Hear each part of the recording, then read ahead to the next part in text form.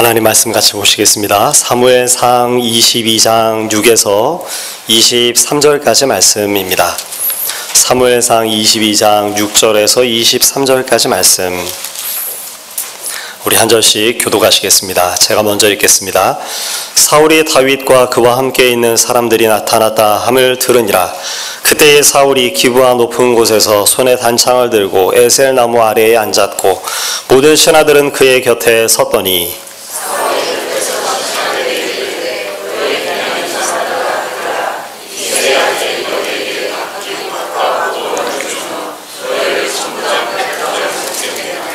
너희가 다 공모하여 나를 대적하며 내 아들이 이새의 아들과 맹약하였으되 내게 고발하는 자가 하나도 없고 나를 위하여 슬퍼하거나 내 아들이 내 신하를 선동하여 오늘이라도 매복하였다가 나를 치려하는 것을 내게 알리는 자가 하나도 없도다 하니,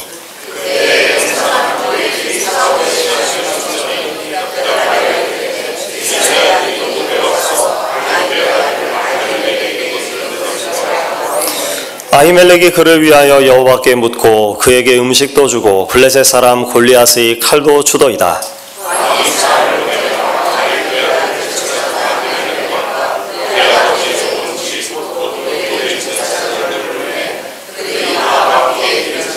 사울이 이르되 너 아히두베 아들아 들으라. 대답하되 내 주여 내가 여기 있나이다.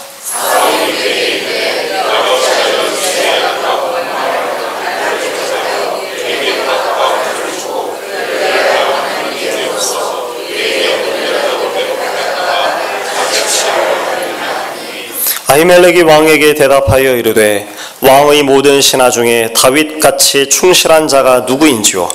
그는 왕의 사위도 되고 왕의 호위대장도 되고 왕실에서 존귀한 자가 아니니까.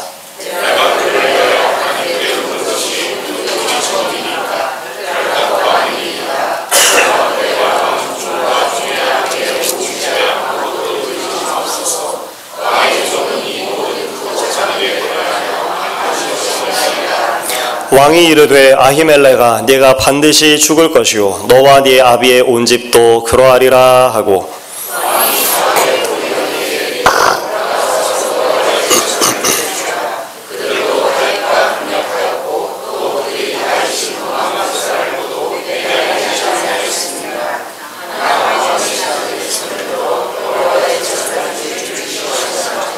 왕이 도액에게 이르되 너는 돌아가서 제사장들을 죽이라 하매 에돔 사람 도액이 돌아가서 제사장들을 쳐서 그날에 세마포 에봇 입은 자 85명을 죽였고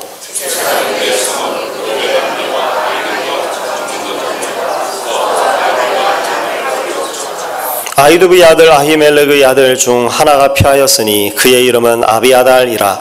그가 도망하여 다윗에게로 가서 다윗이 아비아달에게 이르되 그날에 에돔 사람 도액이 거기 있기로 그가 반드시 사울에게 말할 줄 내가 알았노라. 네 아버지 집의 모든 사람 죽은 것이 나의 탓이로다.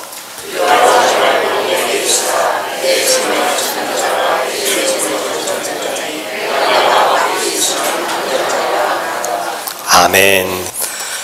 오늘 우리가 함께 사무엘상 22장 말씀을 함께 읽었습니다. 나의 힘이신 여호와여 내가 주를 사랑하나이다 라고 하는 2020년의 표, 그러니까 다윗의 고백을 우리가 시작으로 하여서 우리가 다윗의 삶을 우리가 함께 살펴보고 있는데, 오늘 우리가 함께 읽고 있는 본문의 말씀들 속엔 사울의 이야기가 먼저 기록되어져 있습니다. 사울이 불평을 늘어놓고 있습니다.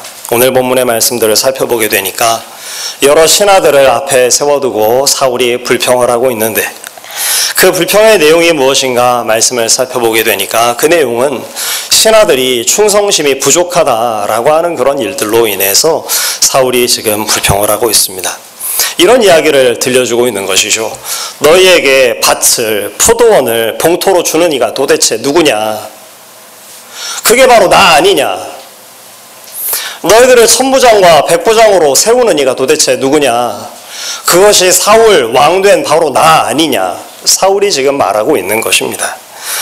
밭과 포도원을 주는 이도 바로 나고 봉토로 너희들에게 봉토를 주고 너희들에게 천부장과 백부장이라고 하는 그런 지위를 주는 이가 바로 난데 너희들이 어떻게 나에 대해서 이와 같은 충성심이 부족하냐라고 사울은 지금 신하들 앞에서 타박하고 그리고 불평을 늘어놓고 있는 것이죠.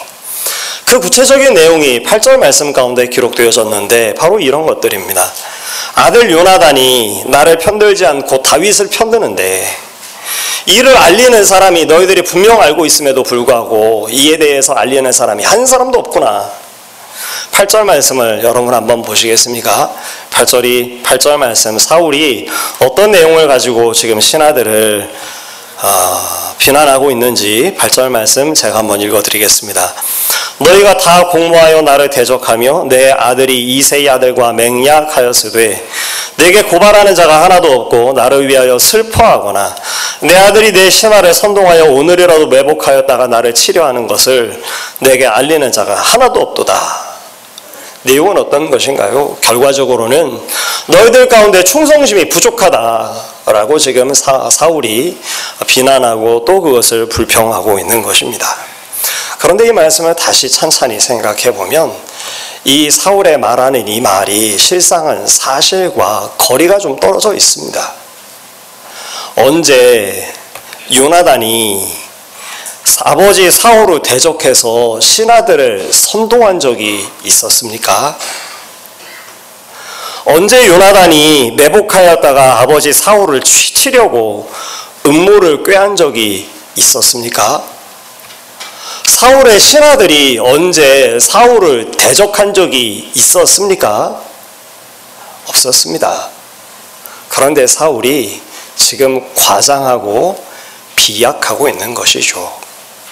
우리가 2주 전 사울의 두려움이라는 것을 우리가 함께 살필 때 골리앗을 쓰러뜨리고 난 후 사울 왕이 선봉장 다윗을 앞세워 승리에 행진하라는 그런 장면의 모습을 잠시 살핀 적이 있었습니다. 예루살렘 성 안으로 그 군사들이 되돌아올 때에 여인들이 노래합니다. 다윗을 위해서는 만만이요 사울을 위해서는 천천이다 라고 하는 즐거움의 노래를 사울을 환영하면서 그 노래를 불렀던 것이죠. 바로 그때에도 사울은 과장하고 비약하는 모습을 보여주고 있었습니다. 사울이 그 노래를 듣고 이렇게 과장하고 비약합니다.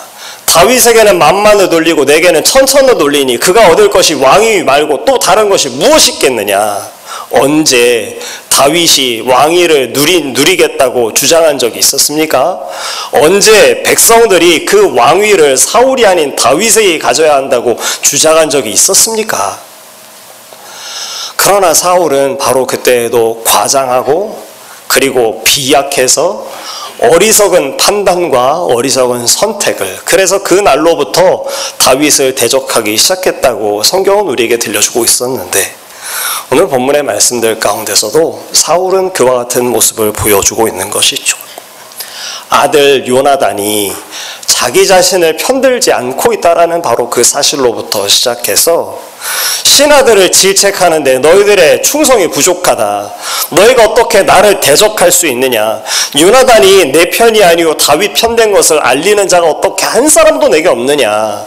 어째서 나를 위해서 슬퍼하는 자가 없느냐. 저 요나단이 매복하여 나를 치려고 하는 것을 알리는 사람이 어떻게 한 명도 없단 말이냐라고 사울은 잊지 아니하는 사실을 과장하고 비약한 가운데에 두려워하고 떠는 모습 같은 그런 모습을 오늘 우리에게 보여주고 있는 것입니다. 그러니까 주어진 현실을 현실 그대로 보고 해석하지 않는 것이죠.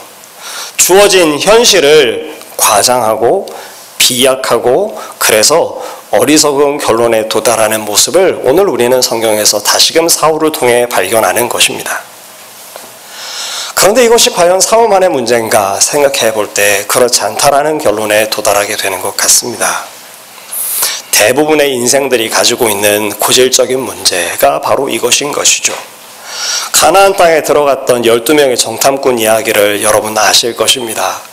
가데스 바네아에 도착하여서 저 가나안 땅에 들어가기 앞서 그 땅이 어떤 곳인지 알기 위해 각 지파 가운데서 한 사람씩 정탐꾼을 뽑아 가나안 땅에 정탐을 보내게 됩니다.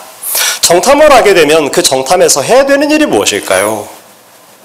정탐을 하면 그 정탐에서 해야 되는 일이 있죠. 그래서 모세가 정탐꾼들에게 당부한 당부의 내용들이 있는데 제가 그것 간단히 좀 말씀드리려고 합니다. 민수기 13장 18절에서 20절 말씀을 보면 이런 이야기가 있습니다. 그 땅이 어떤지, 그 땅 거민이 강한지 약한지, 많은지 적은지, 그 땅이 좋은지 나쁜지, 성읍이 평지에 있는 진영인지 아니면 산성인지, 그 땅이 비옥한지 메마른지, 나무가 있는지 없는지를 알아보고 그 땅에 실과를 가지고 되돌아와라 라고 모세가 열두 정탐꾼에게 명령을 내립니다. 자, 그러면 이 12명의 정탐꾼이 이 정탐을 성공적으로 잘 했었을까요? 예, 그렇습니다. 아주 성공적으로 이 정탐의 일들을 감당해냅니다. 그래서 정탐의 일들을 마치고 돌아오면서 정탐 결과를 보고하는 장면이 기록되어 있는데 그 보고의 장면에 이런 이야기들이 기록되어 있습니다.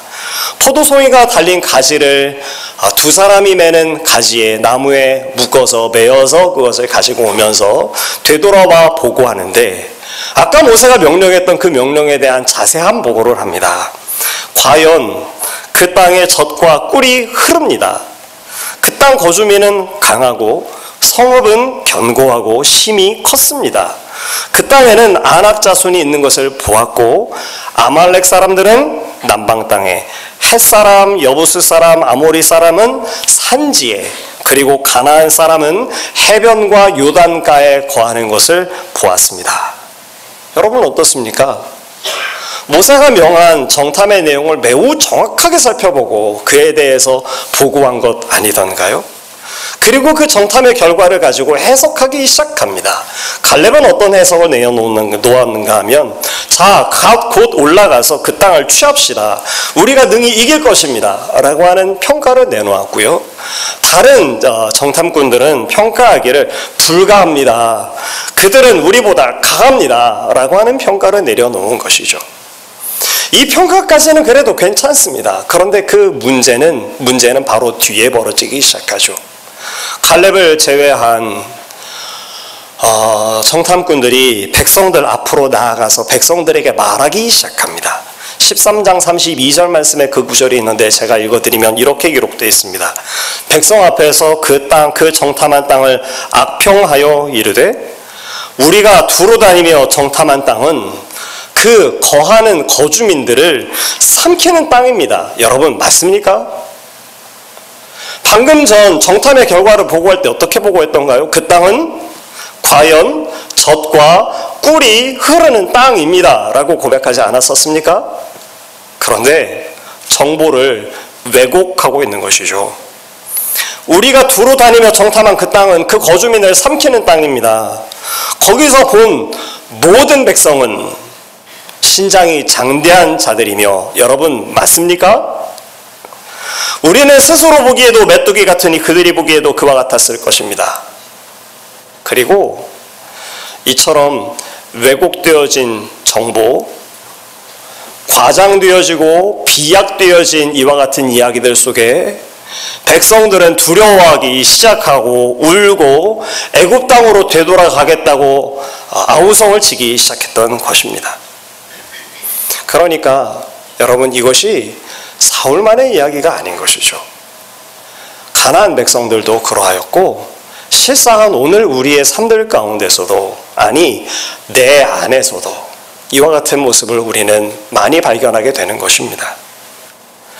왜곡하고 과장하고 비약해서 실제 있는 것보다도 두려움을 더 큰 것처럼 여기고 더 그것을 큰 것으로 여겨서 그것으로 인해서 두려워 떠는 과장하고 비약하고 염려하고 두려워하고 그래서 그 결과 어리석은 선택을 하고 어리석은 삶을 사는 모습들이 우리의 삶들 가운데서도 숱하게 발견하게 되는 것을 우리는 이 시간 우리가 깨닫게 되는 것입니다.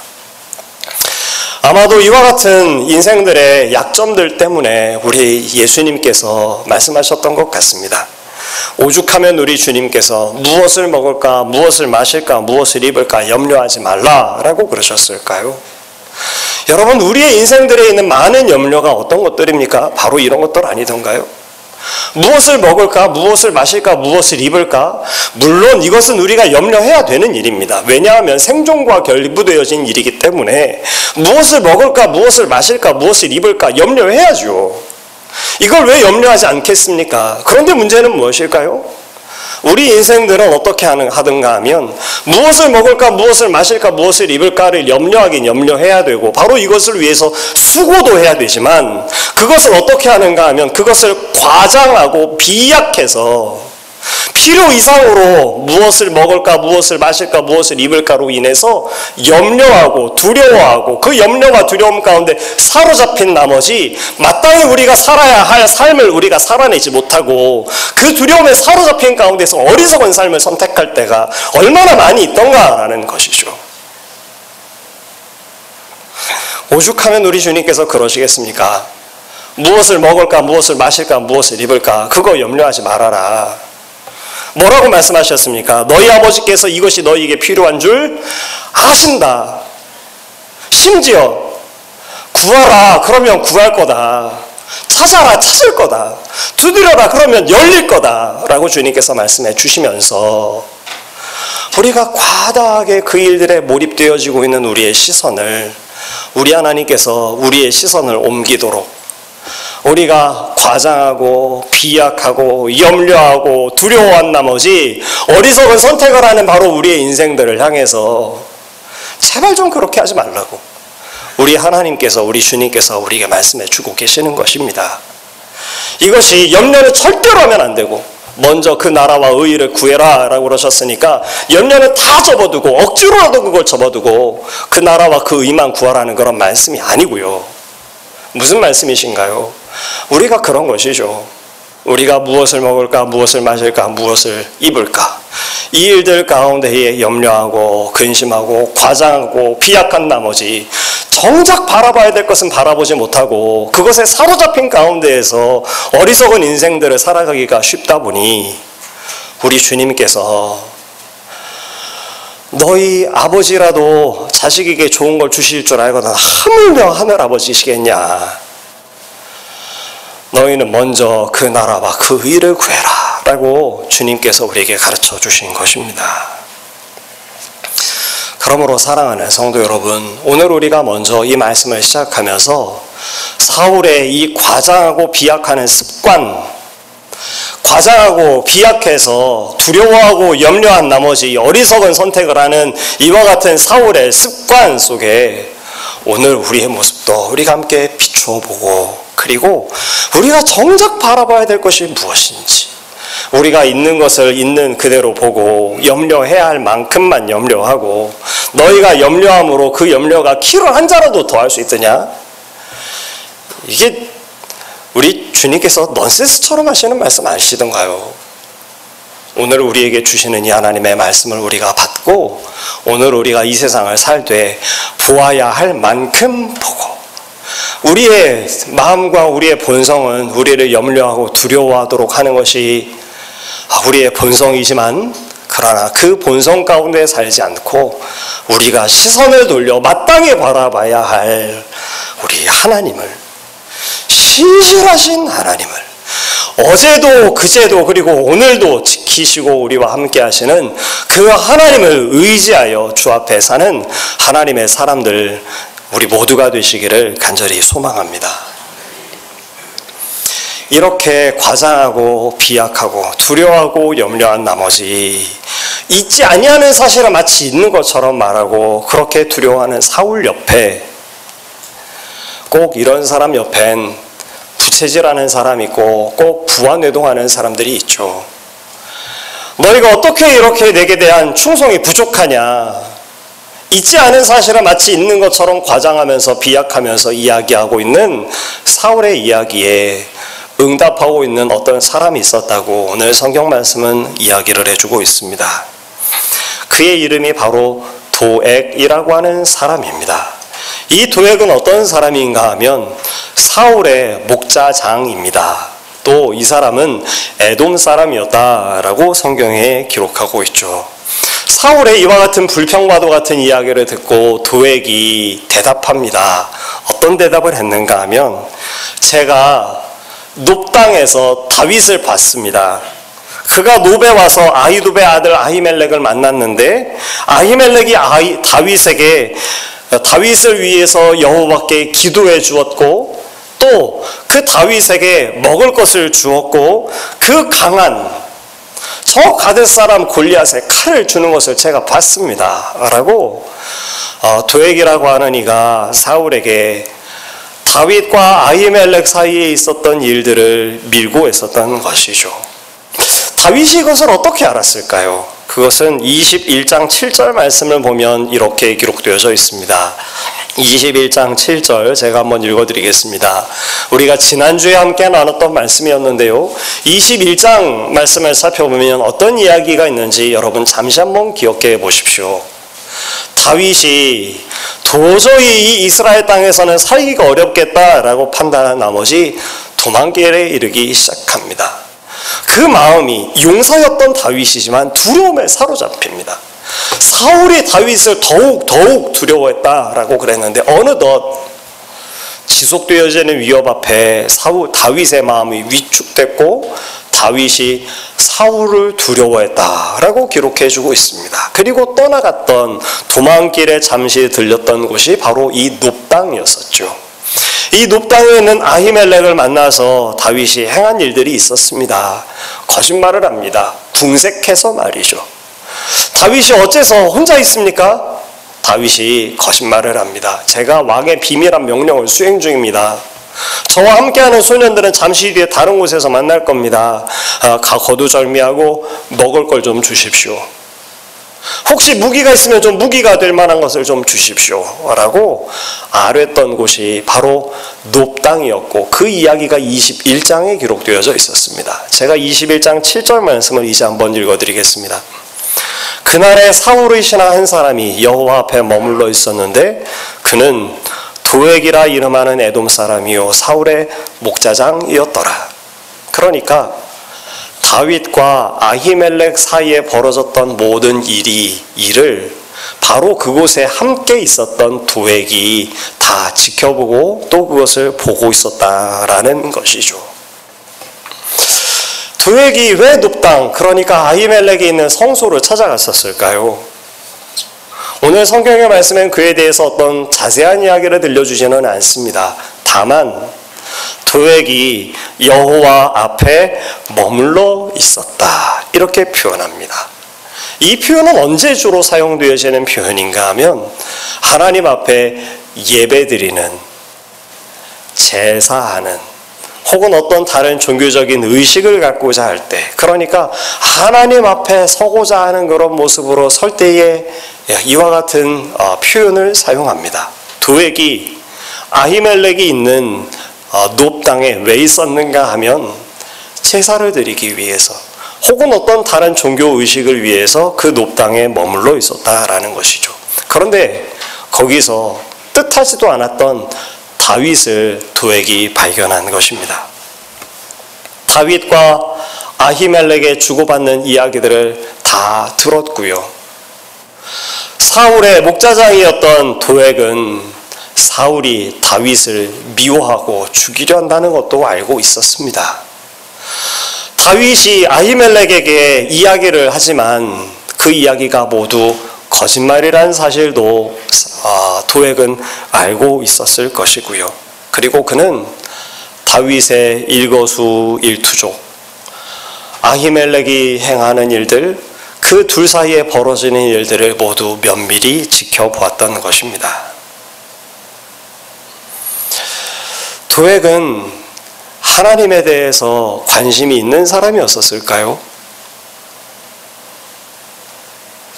성소에 머물러 있지만 오늘 우리가 말씀들을 면밀히 살펴보게 되면 도액은 비록 성소에 머물러 있지만, 여호와 앞에 머물러 있지만 하나님에 대한 관심이, 하나님을 경외하는 경외함이 있지 않았던 것처럼 보여집니다. 우리가 함께 본문의 말씀을 읽었었는데 9절 말씀을 보면 도액이 사울에게 다윗과 아히멜렉에 관해서 이야기를 들려주는 장면이 기록되어 있습니다. 여기에서 다윗과 아히멜렉에 대한 호칭을 한번 보십시오. 9절 말씀, 도액이 사울의 시내정에 섰다가 대답하는데 이새의 아들이 노베 와서 아히두베 아들 아히멜렉에게 이르는 것을 내가 보았습니다 라고 대답합니다. 아히멜렉이 어떤 사람입니까? 대제사장입니다. 지난주에도 함께 살펴봤지만 이 아히멜렉의 됨됨이를 우리가 볼 수 있는 장면을 보았죠. 진설병, 여호와의 제사장 외에는 먹을 수 없는 그 진설병을 누구에게 주었습니까? 다윗에게 주었죠. 이것이 율법에 대한 어김이 되는 것이 맞습니다.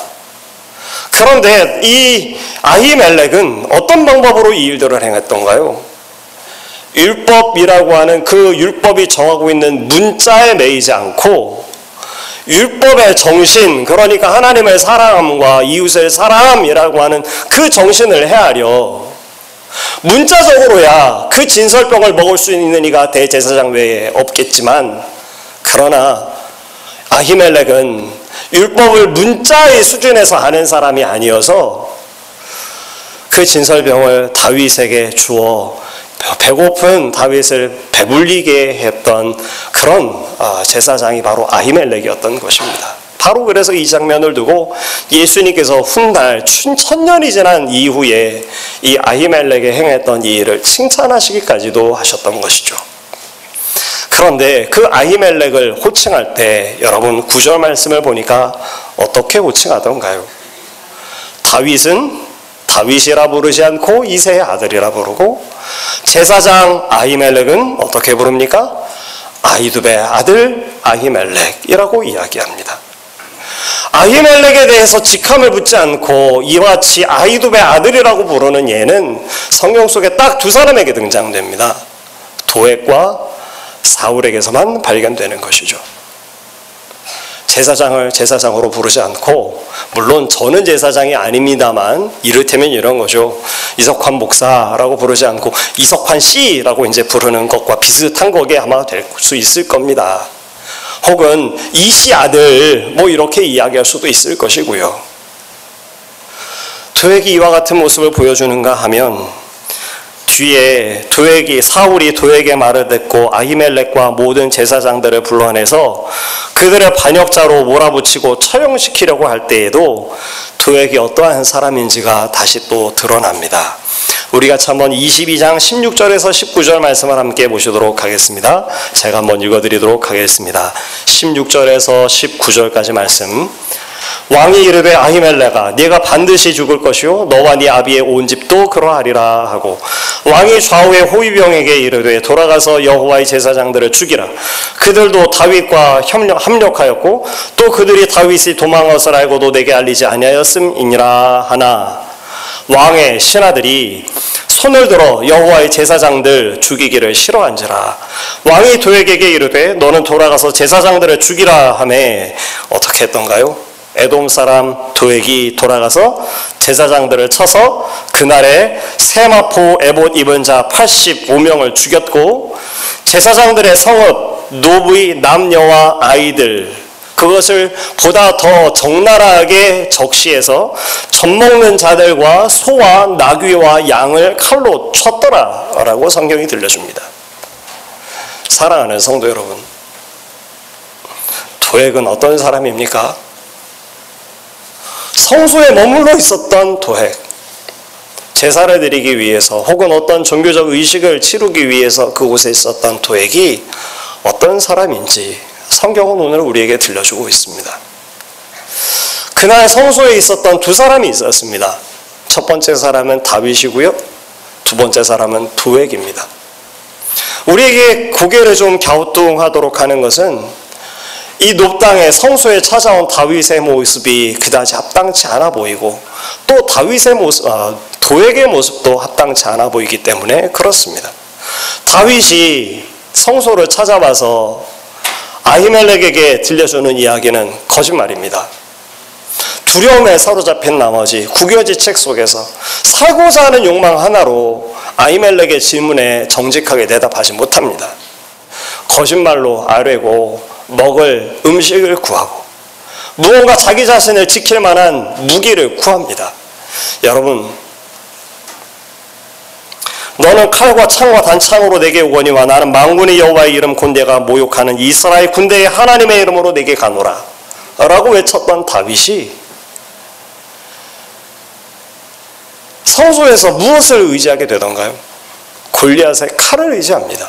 제가 좀 궁금해서 다시 좀 찾아보고 계산해 봤습니다. 골리앗의 칼의 무게가 약 한 6kg가 넘습니다. 사울의 칼을 어린 다윗에게 들려줄 때에도 다윗이 사울의 칼을 들고 그것을 무기로 삼기가 마땅치 않은 것을 보고 그것을 거절했었는데, 여러분 6kg가 넘는 사과 한 관이 4kg죠. 한 관 반이 되는 무게를 가진 칼을, 그게 여러분 무기로서 기능할 수 있겠습니까? 그런데 다윗이 얼마나 궁여지책 가운데 있었으면, 얼마나 그가 두려움 가운데 사로잡혀 있었으면 그렇게 비웃던 골리앗의 칼을 의지하는 지경까지 이르게 됩니다. 그런데 놀라운 것은 무엇이던가요? 거짓말로 아뢰고 있고 정직하지 못하고 있고 그 마음이 담대함이 아닌 두려움에 사로잡혀서 먹을 양식을 구하고 그리고 골리앗의 칼을 의지하고자 하는 바로 그때에도 우리 하나님께서는 그 성소에서 다윗에게 무엇을 공급해 주셨습니까? 배불릴 수 있는 음식을 공급해 주시고 그곳에서 그가 의지할 만한, 그것이 결코 의지할 것이 되지 못하지만 그곳에 골리앗의 칼을 준비하여 주셨던 것을 우리가 성경에서 보는 것입니다. 그런데 여러분, 도액은 어떠한가요? 도액에게도 성소가 있습니다. 도액은 거짓말을 하고 있는 것도 아니고요. 도액은 그곳에서 골리앗의 칼을 찾고 있는 것도 아닙니다. 그렇지만 그 도액 안에는 하나님을 경외하는 것이 단 하나도 없는 것을 성경은 오늘 우리에게 들려주고 보여주고 있는 것이죠. 도액에게 있어서 성소는 하나님을 만나는 거룩한 곳이 아니었던 것 같습니다. 도액에게 있어서 성소는 그에게 있으면 도움이 될 만한 적당한 어떤 곳 이상도 아니었던 것 같습니다. 성소는 우리 인생의 부족함을 내어 보이고 우리의 부족함을 정직히 하나님 앞에 고백하고 하나님의 은혜와 긍휼을 구하는 곳, 그곳이 바로 성소입니다. 그렇지만 같은 성소에 있음에도 불구하고 도액에게 있어서의 성소는 그러한 곳이 아니었던 것이죠. 오늘 우리가 이 하나님의 말씀을 함께 살펴보면서 우리가 하나님을 어떻게 여기는지, 우리가 하나님 앞에 나아갈 때 우리의 마음과 우리의 중심이 어떠한지를 다시 한번 말씀 속에 비추어 볼 수 있게 되어지시기를 간절히 소망합니다. 치열한 기도가 있는 곳, 정직함으로 나의 부족함을 내어 보일 수 있는 바로 그곳, 사람들 앞에는 약함을 노출해서는 안 되고 강함으로 내 모습을 스스로 무장해야 하지만 어느 누구도 알지 못하는 나의 연약함을 있는 그대로 노출할 수 있는 바로 그곳, 그리고 우리 하나님의 긍휼을 구할 수 있는 바로 그곳, 그곳이 바로 여호와 하나님이 계시는 성소입니다. 나의 죄인됨을, 나의 연약함을 고백하고 우리의 죄인 되어심을 알매도 그 죄악에서 벗어날 수 없는 우리의 비참함을 하나님 앞에 아뢰고 우리 하나님의 주시는 은혜와 긍휼을 덧입는 바로 그곳이 성소 앞입니다. 오늘 우리가 주 앞에 나아갈 때에 그와 같은 모습으로 정직히 주님 앞에 서서 담대함으로 주께 고백하고 우리 하나님의 은혜와 긍휼을 덧입는 참다운 하나님의 은혜를 덧입는 저와 여러분이 되시기를 간절히 소망합니다. 우리 같이 잠시 기도하겠습니다. 참 사랑과 은혜가 풍성하신 우리 아버지 하나님, 같은 성소에 있지만 그 성소를 하나님을 만나는 거룩한 곳으로, 우리의 부족함을 내어놓고 하나님의 긍휼을 구하는 곳으로 여기고 있었던 다윗과 그저 적당한 치장물 같은 것 중에 하나로 여기고 있었던 도액의 모습을 오늘 우리가 말씀 속에서 보았습니다. 아버지 하나님, 오늘 우리는 주님 앞에 주님을 어떻게 여기고 있습니까? 정직히 주님 앞에 나아가서 우리의 부족함을, 우리의 연약함을 주 앞에 아뢰고 하나님의 긍휼과 도우심을 구하고 있습니까? 하나님, 오늘 우리의 마음과 우리의 중심을 붙들어 주시옵소서. 우리 하나님 앞에 정직히 나아가 하나님의 은혜를 구하다가 우리 하나님께서 주시는 크고도 놀라우신 하나님의 은혜를 경험하는, 주의 긍휼을 덧입는 하나님의 사람들이 될 수 있도록 아버지 우리를 축복하여 주시옵소서. 또한 우리의 눈을 주님께서 사로잡아 주시기를 원합니다. 있는 그대로의 현실보다 과장하고 비약하여서 우리에게 있는 사실보다도 더 큰 염려와 두려움으로 사로잡혀 살아가기가 쉬운 오늘 우리들을 아버지 불쌍히 여겨주시고 우리의 시선을 우리 하나님께로 고정하게 하여 주셔서 구하면 구할 것이라고, 찾으면 찾을 것이라고, 두드리면 열릴 것이라고 말씀하시는 그 하나님, 두려움의 현실보다도 살아계신 하나님을 바라보라고 말씀하시는 그 하나님을 의지하며 이 세상을 이기는 하나님의 사람들 우리 모두가 될 수 있도록 축복해 주시옵소서. 예수님의 이름으로 감사드리며 기도합니다. 아멘.